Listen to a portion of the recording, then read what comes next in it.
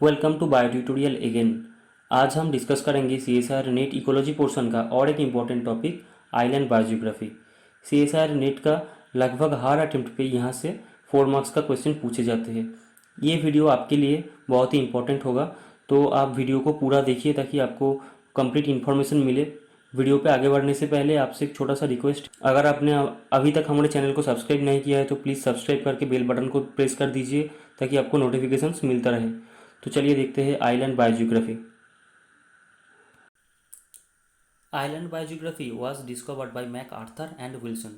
इस प्रोसेस को डिस्कवर किया था मैक आर्थर एंड विल्सन ने। What is biogeography? The geographical distribution of species is called biogeographical. कोई स्पीसीज का जियोग्राफिकल जो डिस्ट्रीब्यूशन है उसे हम बायोजियोग्राफी कह सकते हैं। What is island biogeography? कोई भी स्पीसीज का आइलैंड के ऊपर जो डिस्ट्रीब्यूशन होगा उसे हम आइलैंड बायोजियोग्राफी बोलेंगे। Species distribution pattern on an island is called island biogeography. Island is not only means the oceanic island but also it may be terrestrial. यहाँ पर आइलैंड का मतलब सिर्फ कोई ओशियनिक आइलैंड ही नहीं, वो आइलैंड टेरिस्ट्रियल कंडीशन में भी प्रेजेंट हो सकते हैं। जैसे कि मेन लैंड से दूर कोई डेजर्ट हो, कोई माउंटेन रेंज हो, उसे भी हम यहाँ पर एज ए आइलैंड मान सकते हैं। ठीक है। आइलैंड बायोजियोग्राफी को समझने के लिए कुछ टर्म्स का मतलब समझना ज़रूरी है। जैसे कि number 1, immigration. What is immigration? The entry of a new species in an area is called immigration. What is emigration? Emigration is the exit of a species from an area. कोई area से कोई species का अगर exit होता है तो उसे हम एमिग्रेशन बोलते हैं। And what is extinction? The complete death of A population in an area is called extinction. कोई स्पीसीज का कंप्लीट डेथ हो जाता है तो, और कोई पॉपुलेशन में कोई स्पीसीज का कंप्लीट डेथ हो जाता है तो उसे हम एक्सटिंक्शन बोल सकते हैं। In case of island biogeography the meaning of emigration and extinction will be used as similar. Okay. And what is equilibrium? It is a point at which the rate of immigration and the rate of extinction will be equal. जिस point पे immigration and extinction का rate same होगा उसको हम equilibrium बोलेंगे। यहाँ पर इस ग्राफ में एक्स एक्सिस रिप्रेजेंट कर रहा है number of species and Y axis represent कर रहा है the rate of change in the number of species. Species का नंबर में जो चेंज होता है उसे रिप्रेजेंट कर रहा है। तो this curve represent the immigration of new species, this curve represent immigration and this curve represent the extinction of species. Okay, and this point represent the equilibrium point. Island biogeography is dependent on two main factors. Number 1, size of the island and number 2, distance from the mainland.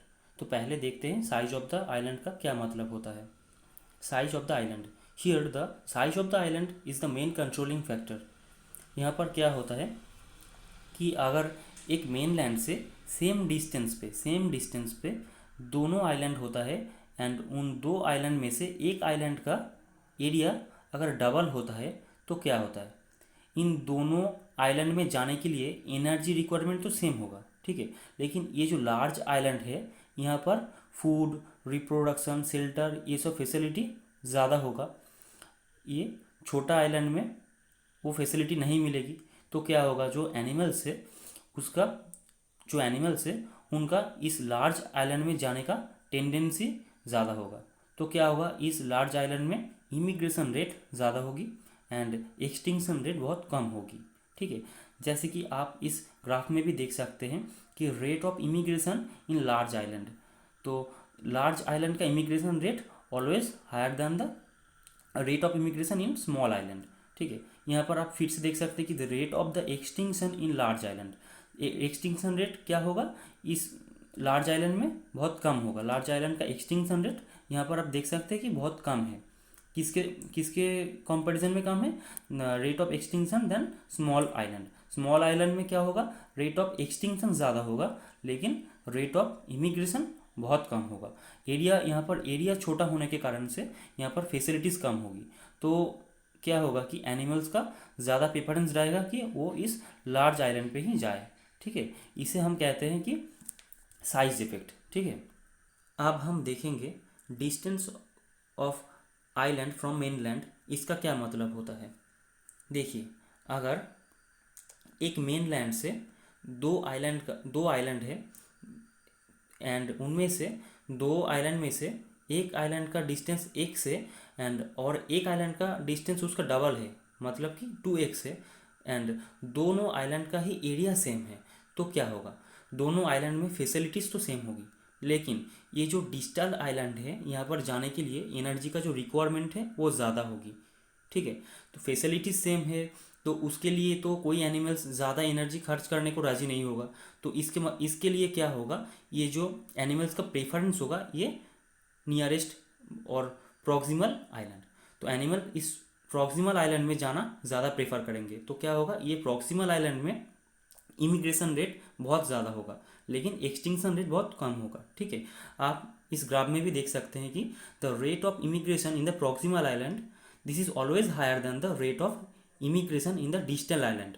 Distal island से proximal island में animals का immigration rate बहुत ज़्यादा होगा।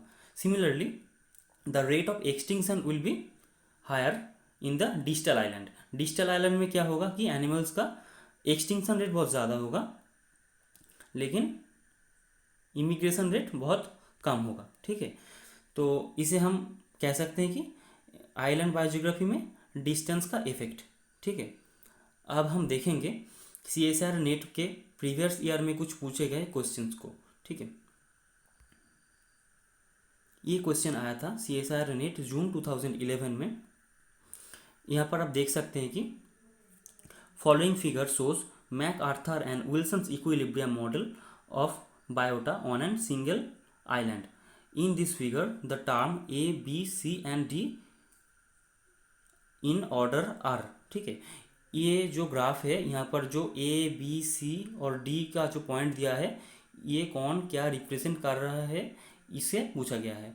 तो आप easily बता सकते हैं कि ये जो A है ये रिप्रेजेंट कर रहा है इमिग्रेशन रेट, ये जो B है ये रिप्रेजेंट कर रहा है एक्सटिंक्शन, एंड ये जो C है ये रिप्रेजेंट कर रहा है इक्विलिब्रियम पॉइंट, एंड ये जो D है ये रिप्रेजेंट करता है स्पीसीज पूल को, size of the species pool. ठीक है, तो आपका करेक्ट आंसर होगा ऑप्शन बी।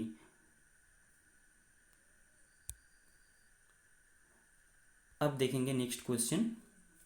ये क्वेश्चन आया था गेट 2014 में। In the hypothetical scenario below there are 4 small islands P, Q, R and S। ठीक है, यहाँ पर 4 आइलैंड दिया गया है near a very large continent. एक लार्ज कॉन्टिनेंट के पास 4 आइलैंड दिया गया है, उसका डिस्टेंस एंड जो एरिया है वो भी क्लियरली मेंशन कर दिया गया है। ठीक है, the distance of the island from the continent as well as the size of the island vary as indicated in the diagram. ठीक है, assume that dispersal happens only between continent and the island. यहाँ पर ये continent से island पे dispersal हो रहा है।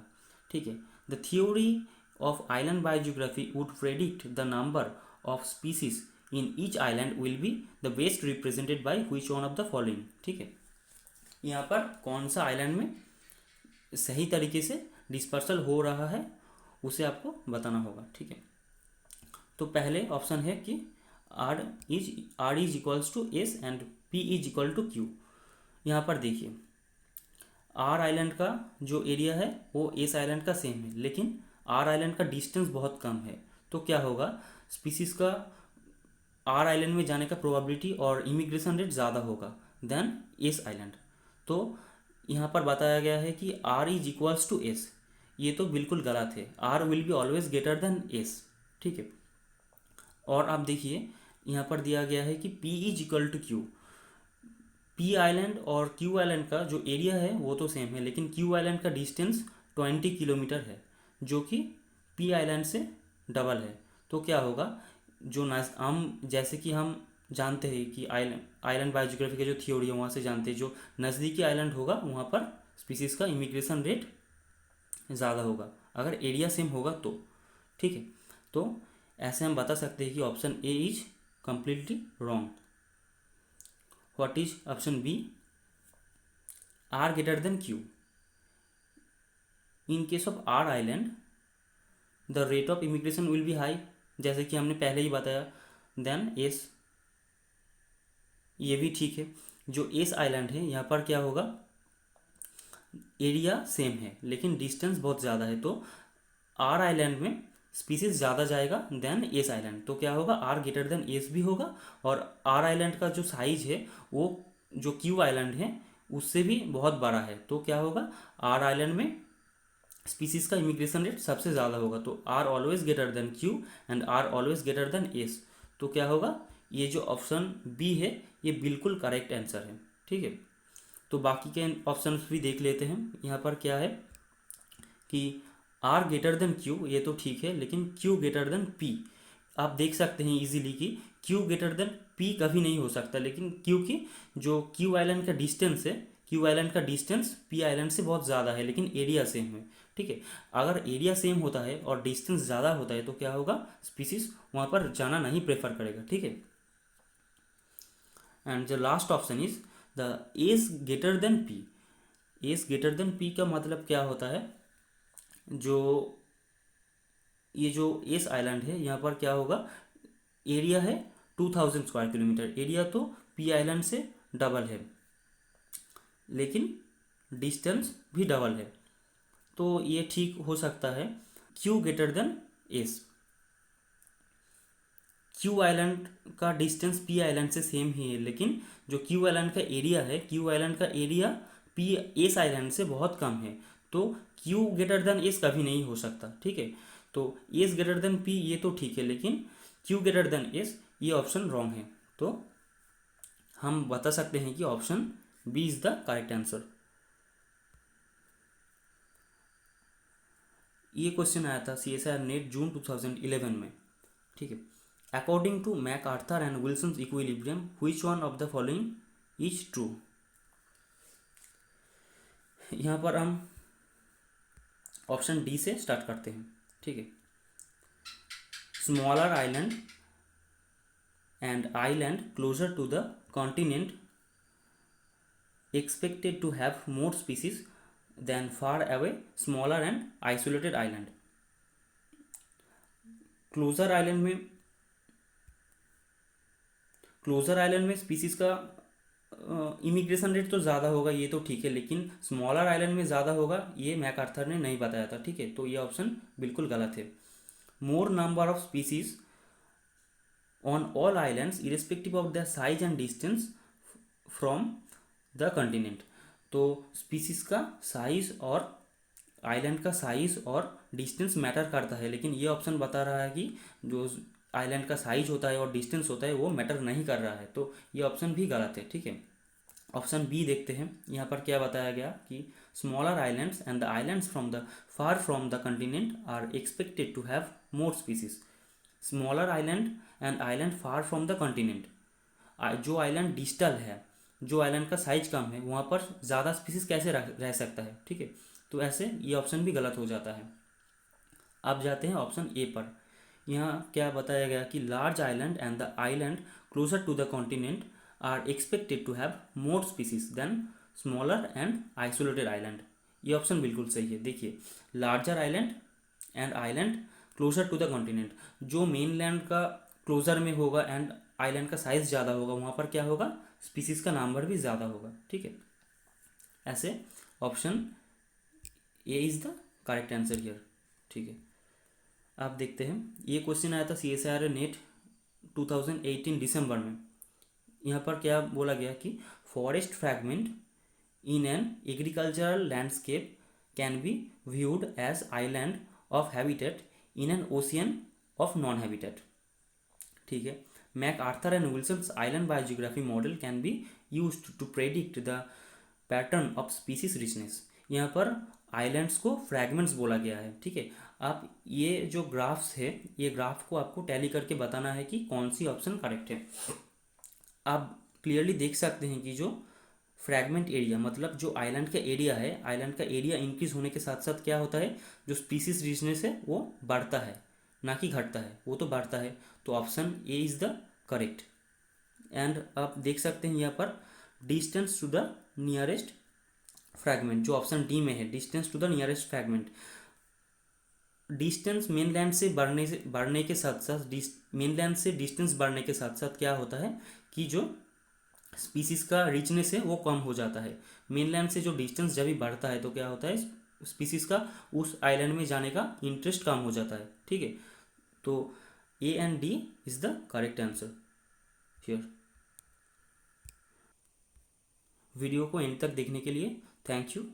वीडियो अगर अच्छा लगे तो लाइक कीजिए, शेयर कीजिए एंड सब्सक्राइब कीजिए।